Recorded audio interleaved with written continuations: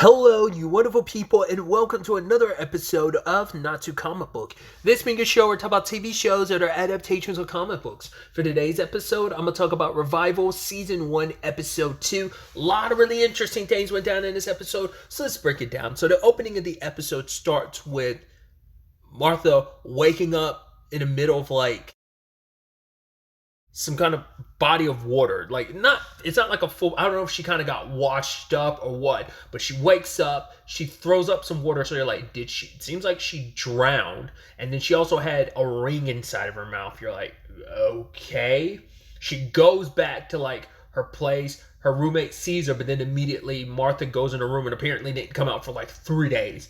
So I don't know, I'm wondering, is that the normal process that for a reviver, or is it because maybe the circumstances leading up to Martha's death, whatever situation she was in, whether it's drugs in her system or whatever, maybe that took some effect? Because it's interesting, Martha immediately tries to get high after getting up, but the problem is it's interesting because it seems like there's an element to the being a reviver, where it seems like you are resetting yourself to your default, whatever state you were in when you first became a reviver. You always go back to that default, but then it's right, the lady's teeth are always coming out and growing, and I don't know if that's a byproduct of just her body decaying, kind of zombie-esque. As an example I used was iZombie, where it's you go full zombie mode the more when you don't eat brains. So I'm wondering, is it the body's decay as time goes on reviver wise, or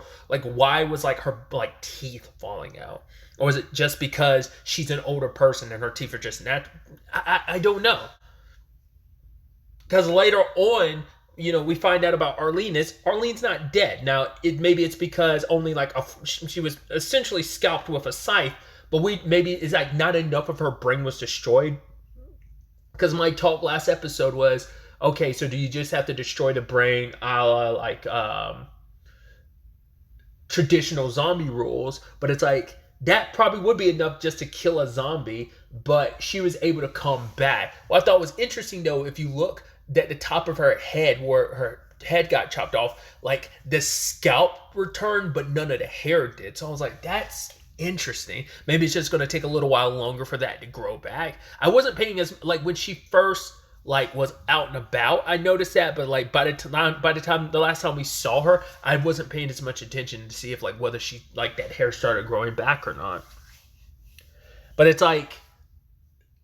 because I was thinking revivers probably don't have Deadpool levels of a healing factor or regeneration. So I'm how much damage would be enough? Would you have to do the whole separating the body into different pieces to really do it? Or would it be no, you need to not just cut the brain, you need to utterly and completely destroy it for there to be no chance of revival? We don't know the full limitations of the reviver's regenerative abilities, so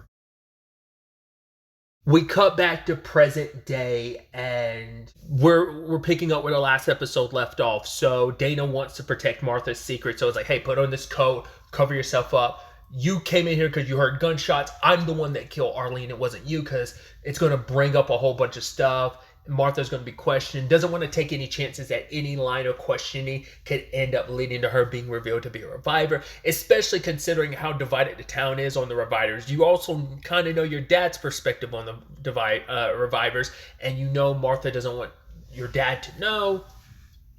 But then she gets sent to the hospital. Luckily, it was just she was having a panic attack, so they didn't, search too deeply, but because the lady was checking her pulse and stuff like that, so I guess it would appear normal to anyone else.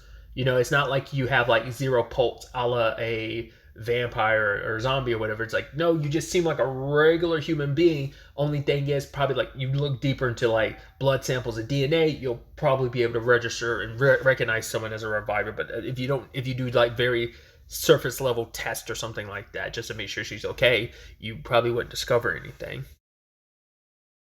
It's really sad that later on, kind of a little bit later into the episode, after Martha gets let go from the hospital and stuff, that the entire family's together. Cooper's there, so is Wayne. It's we've all kind of been together first time in a tiny bit of time, but sadly it leads to an argument because Wayne is jumping down Dana's throat because it's like, how dare you take your sister to a crime scene? And it's like, yeah, but I wasn't the best, but she also wasn't expecting things to pop off the way they did. And it's like, you're irresponsible. And, Dana's had to probably deal with a lot of her dad's like BS. I'm curious if like she's always had to deal with that, or is it like post her mom's death that maybe it was always that way, but like maybe her mom acted as a little bit of an equalizer, and without her around, he really leans into Dana because it's kind of like, you are the older sister, you have to be more responsible. Like you once again, it's like the equilibrium of that family's falling apart without her mom, because we found out her mom died 2 years ago in a car accident, which M was driving the car at the time. So you're like, that double guilt of like survivor's guilt, also feeling responsible for your mom's death. So I'm sure a lot of that weighs on her. Plus, she's got her own issues.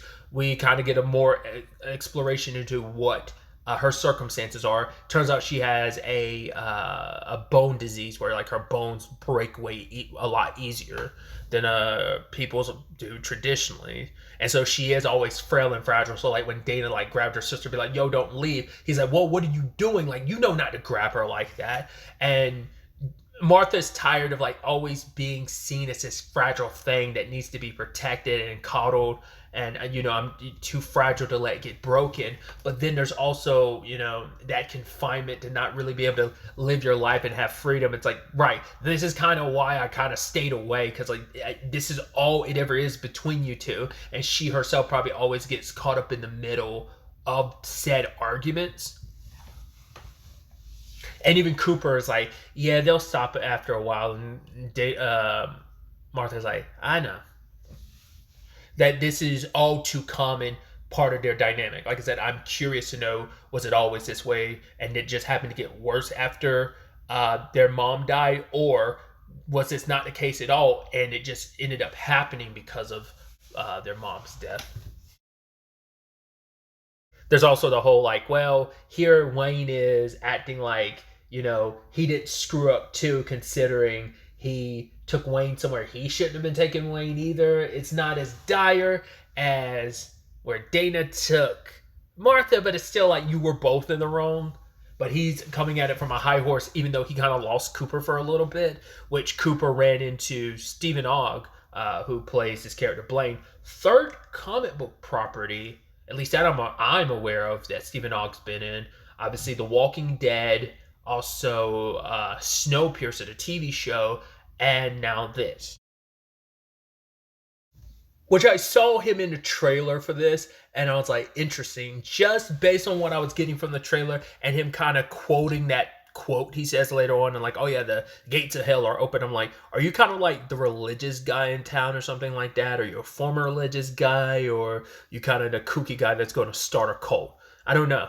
Like, I don't know if this is started off cultish because you're a religious guy, or is it full-blown cult because you never were a religious guy, but now you are. I'm curious to find out what his whole circumstances is.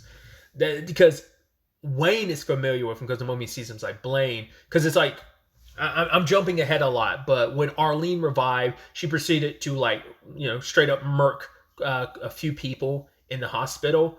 I mean, we don't know if that one officer, she just like slammed his head into a wall. The other people she was strangling, I don't know if she like fully killed them or whether they just like got choked out. I'm assuming it seemed like she probably straight up murdered quite a few people on her exit of the hospital, but she grabbed the baby for whatever reason. I don't know what that stemmed from. Not unless that was like her,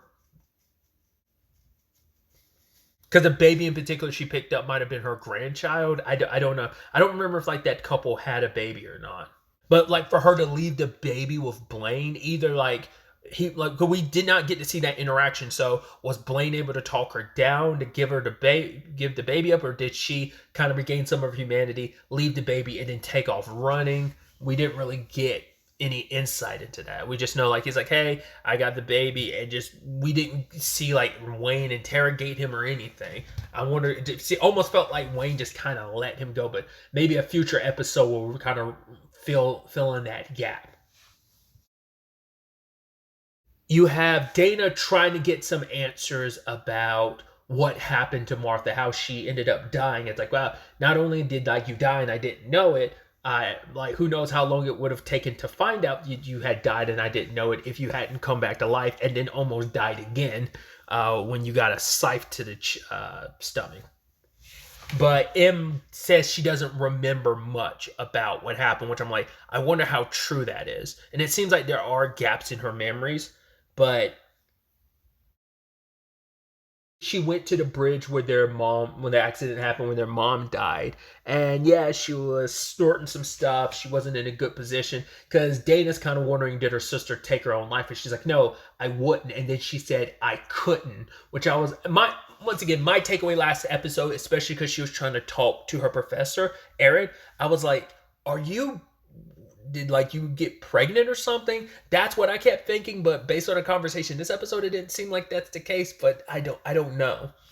Once again, we don't know what that means for someone who might have been pregnant when they died. Like, were you just revived? Was also like the fetus inside of you revived as well? Like, I don't know if this story touches on stuff like that, because there's another element to this. I'm curious to see, like, we get introduced like to Aaron's wife, and it seems like she might have gone through chemo, and it's like, oh, let's pretend like everything's normal. Initially I was like, oh, is she a reviver and they're trying to cover it up? But I think it's like, no, like they're probably like, she might have gone through chemo and they're trying to like make it seem like everything's above board and everything's okay. I also was thinking to myself, what if she did go through chemo? Like, what if she had cancer and that killed her? But what does that mean, once again, kind of on the baby front? What does that mean if you had cancer when you died, but you came back? Is it at bay or is it still attacking you? What's kind of bringing this up is, if you've ever seen the show Angel, as in like Angel, the spinoff of Buffy the Vampire Slayer, they introduced this fact, like, spoilers, Darla became human at one point. She came back as a human and it was no longer a vampire. But before she was a vampire, she had like some form of cancer, I believe, but her vampirism kept that at bay for all those years she was alive. But the moment she came back as a human, she was dying from cancer again. So I'm almost wondering, like, would the same thing be applicable here? Like, would you come back and just be continuously going through it? Because once again, whatever state you were in by the end, by the time you're revived, that's where you're revived. Like, so, if you had a gunshot wound to the face, you came back to life with that gunshot wound. So I'm wondering if the same thing's applicable to your cancerous form. Like I said, it seems like you will always go back to your default revival state. That's how the regeneration works for the most part, until we explore more how it isn't that case. So I don't fully know what Aaron's wife's situation was, because like I said, I was under the impression initially like it is a reviver thing, but then I'm like, is it a chemo thing? What could it be, a combination of the two? Because Martha doesn't want her sister involved because she wants to because I think it's like, you want to fix everything. You want to fix me. You can't just let me be. So I'm going to find answers on my own, because I just don't want you involved in my life, because I had to grow up with everyone's involvement in my life. And you try to like dance around on eggshells. You try to treat me so fragilely. And it's just like, I don't like that. It makes me feel more ostracized and even more alone. So I'd rather just, in fact, be alone. So she followed Aaron and his wife and confronts him, because she's like, yo, I tried to text and call you. But he's like, yo, you were texting and calling me so much, I had to block you on email and text wise, because I thought you were going to, like, because of our breakup, even though it was apparently a mutual thing, I thought you were going to expose this situation. So I had to do that. But she's like, this ring. And he's like, no, that's not my wedding ring. I don't know whose that is. And it's like, what is the case behind that then? If it's not Aaron's ring, who is it? But it's like the day she died, which is also the anniversary of their mom's death, which was revival day, which is kind of horrendous, kind of similar to that lady from last episode, where it's like, hey, like, her husband died like literally like a day before the cutoff point for revival, and it's like, well, their mom's. No, like, the day she died isn't. No, I'm gotta correct myself. The day she died isn't revival day. It's their mom's birthday. It's revival day, if I remember correctly. I think I conflated her death day and revival day, but I think it was like her birthday and revival day. But maybe I am getting that backwards. Either way, She was alone. She apparently saw a vehicle, but the rest of her memories kind of blurred. Martha is still contending with, like, I didn't do that to myself. Once again, I still don't know why she said the term I couldn't, but not term, but phrasing of why she specifically said I couldn't. Not that I would, like, I don't know. Aaron, I guess, is trying to appease his own guilt because he believes himself to be responsible. He's like, yo, I didn't know you were going through what you're going through. She's like, don't be so full of yourself thinking like I would take my life for you. It's not what happened. He's like, but hey, you have a second chance. That's a good silver lining to all of this. But it's like it doesn't lead Martha any closer to any answers she thought she would. And so Martha, who has like a lot of bridled like frustration and anger about just I think so much in life that she hasn't properly dealt with, and just her frustrations about like her family. Like she got into a fight at the bar. It doesn't help that the lady was also running her mouth about those who died should stay dead, which that's triggering for Martha because it's like, well, the guilt about I'm sure like her mom's death, but also like I wouldn't be here either. So, but she was also just looking for an excuse. It's like, yo, I want to feel something because she can't get high, and so she needs another kind of like to be able to feel something at all, just so she doesn't have to think and feel what she's feeling right now. So she meets, was it Rhodey? I believe the guy's name is, or was it wasn't Rodney? Was it? Was it Rodney or Rhodey? I don't remember. It might have been Rodney. But he's a musician that's going to like look after her. It's like, hey, I'm also a reviver too. So it's like, so she doesn't feel as alone because it's like, it's something that only someone else she feels like has been through this can ever fully understand. I thought it was interesting too because I think the subtitle said like they played a Census Fail song, which I was like, oh, that's interesting.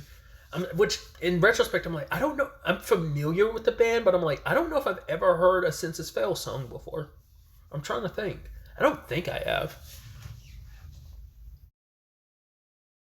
I did like the Dana and Ibrahim situation where like he was kind of acting as like her driver after M stole her vehicle, and they ended up bonding quite a bit. Like opened up about everything with M, with their mom, and just kind of like how complicated things are all around. Because from Dana's perspective, it's like despite how weak she is with the her medical circumstances being what they are, that M's always kind of pushed her way through. Which Ibrahim's like, oh, I don't think she's weak. I think she's actually really strong for all of that. Um, I even thought it was really cute when Dana was like, we should do this again. He's like, what? Me drive you somewhere? And she's like, no, us this, like, us basically hanging out, but she couldn't phrase it properly.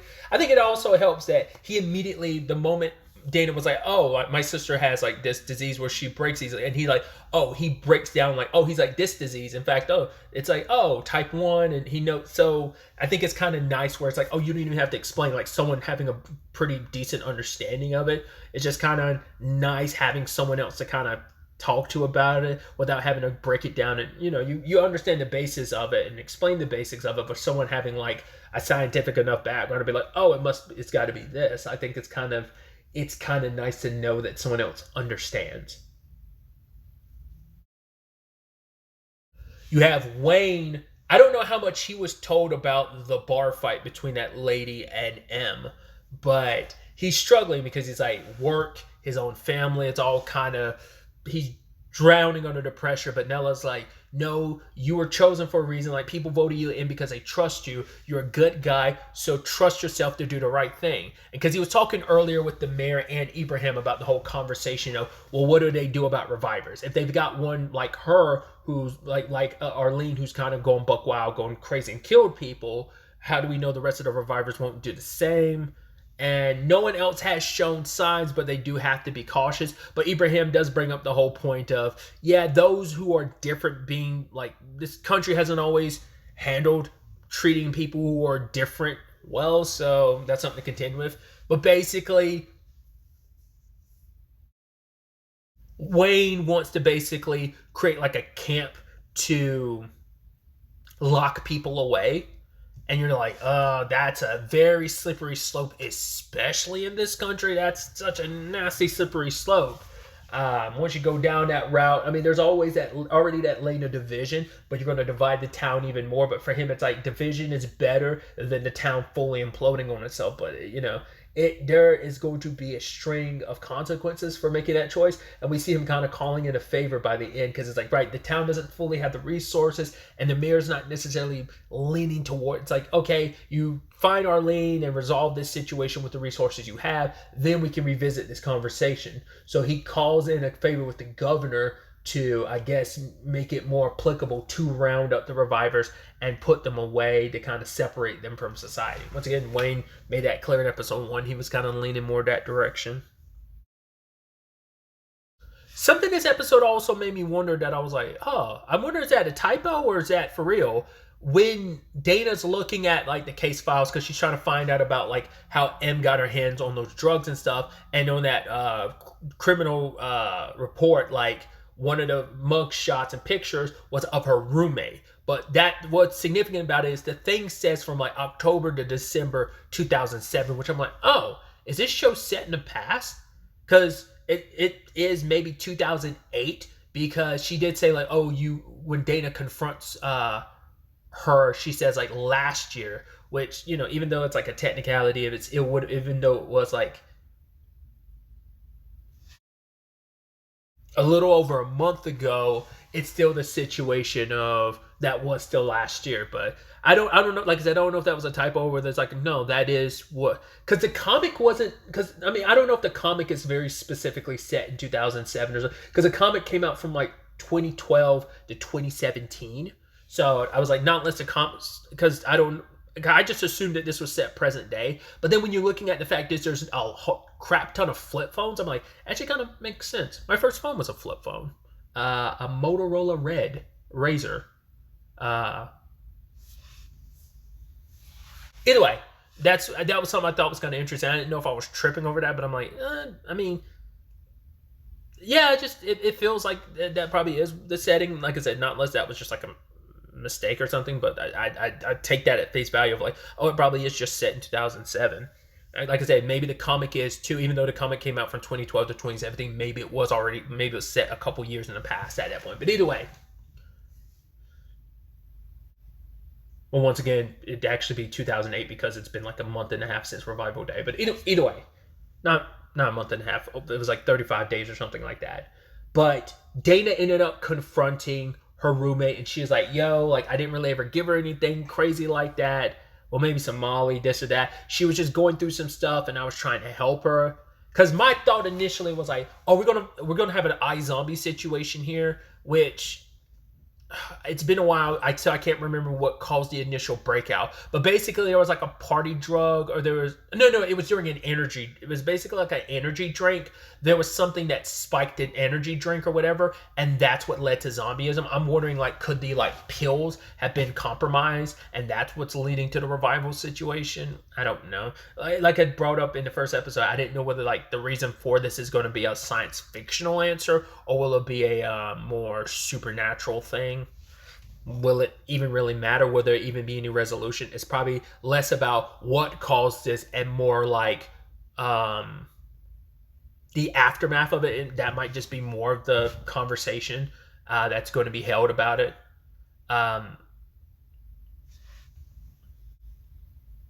Just more like the aftermath of people coming back, not why they came back, just, hey, they came back because they died between this specific amount of time, and that's all you'll get, and you'll focus on more so the aftermath of it. Why it happened is less important, if not important at all. We'll just have to wait to see how the series progresses out to kind of get clarity on that. Because she's apparently, her roommate's the one that took her to where she was at. So did she take her there and leave her there? Because she does tell she tells Dana, like, oh, I know who killed M. Like, I don't know if she's like bullshitting. Maybe she thinks she knows, but she doesn't actually know. I'm curious. Maybe that has something to do with the ring that was in her mouth when she came back. So many unanswered questions. It's going to be interesting to see where all this takes us going forward into the next episode. But really, that's all I wanted to talk about. Till the next time we meet, be happy, be safe, live life to the fullest, and enjoy it. Good day and goodbye.